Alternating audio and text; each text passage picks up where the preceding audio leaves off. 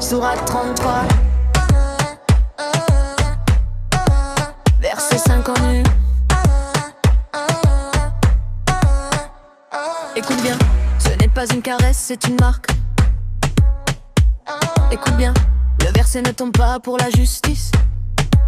Il tombe pour qu'on distingue, pas pour arrêter la main qui touche, mais pour treuiller celle qu'on épargne, qu'elle soit reconnue. Vois le mot exact, reconnu comme libre, pas confondu avec les captives, pas traité comme du bétail de passage. Le tissu devient un signe social, pas une morale, une frontière cousue sur la peau, pour dire qui mérite le respect, qui peut être pris sans scandale.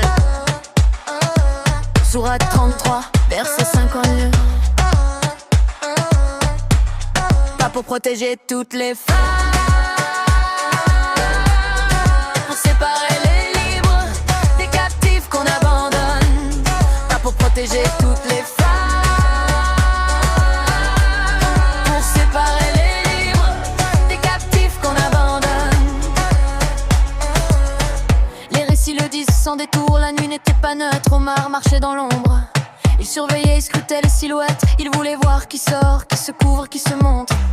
La rue devient tribunal, la nuit un poste de contrôle. Et quand la pression monte, le ciel répond à l'ordre terrestre. Le verset descend quand ça arrange, quand le pouvoir réclame un geste. Sourate 33, verset 59. La loi tombe au bon moment, quand l'ordre social vacille. Le corps des femmes paie leur restement, quand l'ordre social vacille.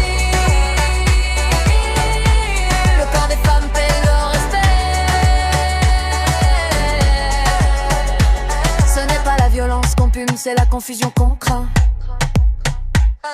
pas l'agresseur qu'on corrige, mais la femme qu'on contraint. On n'a pas dit aux hommes arrête, recule, respecte. On a dit aux femmes couvre-toi, prouve qui tu es. La captive reste exposée, sans protection, sans signe. Le verset ne l'a pas sauvée, il l'a désignée. Voilà la vérité dure, le voile ne protège pas toutes. Il protège une classe et laisse l'autre dans la rente. Sourate 33, verset 59. Une loi pour le connaître, pas pour libérer. Femme libre marquée, captive oubliée. Quand Dieu parle ainsi, c'est l'époque qui crie.